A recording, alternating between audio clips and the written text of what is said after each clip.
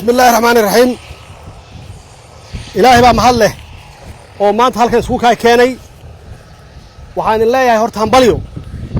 يعني الله يا جوشي أتكسر هويسين إلى كاتين عدوجا ومدى الصوماليات أنت صوصنا سودي بهاي إن كاتين وأتكجول ستين ويدين ببعدي جوايين أو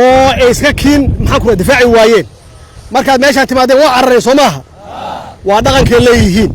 marka waxa loo baahan yahay sidii aad magaaladan uga erideen sabiid iyo caanool aad uga erideen oo aad uga adkaateen inaad u difaacataan magaaladan shacabka magaaladan degan oo muddo dheer ay gumaysi ku hayeen aad ka difaacdaan waa yeelaysan Soomaha waa ka difaacaysan Soomaha marka waxa la rabaa inaad soo jeedaan inaad seexan inaad meeshay joogan aad ugu tagtaan shacabkiina inaad difaacdaan waa fulayo waxay yaqaanaan inay shacabka qarxiyaan inay caruurta laayaan laakiin wiilal idinkoo kala ah marna hortiin ma imaanayaan mana idin soo wajahayaan maxaa yeelay waxay og yihiin inaad la hortaagan tihiin geesinimo dhiiranaan inaad la hortaagan tihiin waxaan ugu tagaynaa meel kasta ay joogaan annaguna waa idin garab taagannahay ma maqlaysaan annaguna waa idin garab taagannahay waa idin soo booqanaynaa ciidamo kale idinku soo kordhinaynaa waa bacsanaynaa ilaa ay tirtirmaan marna ma yeelayno marna ma dul qaadanayno inta ay meelahan ka tagaan oo ay ku sameystaan wixii la qarxinayay oo ay maatida iyo caruurta ay maxaan ku raadaan ku laayaan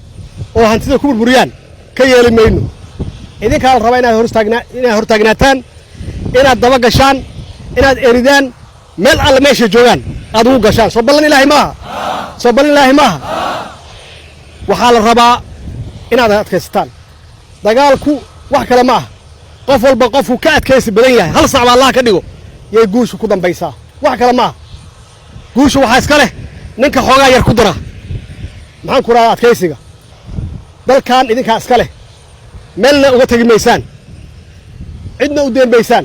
annaga laga rabaa inaan difaacno oo dadka naga dambeeya aan u diyaarino nolol wanaagsan ma maqlaysaan oo aan nabad keenno soo ballan ilaahay ma mar kale weerarina Soomaa waxaan ogahay inay baqayaan taasaan ogahay soo ma fahmin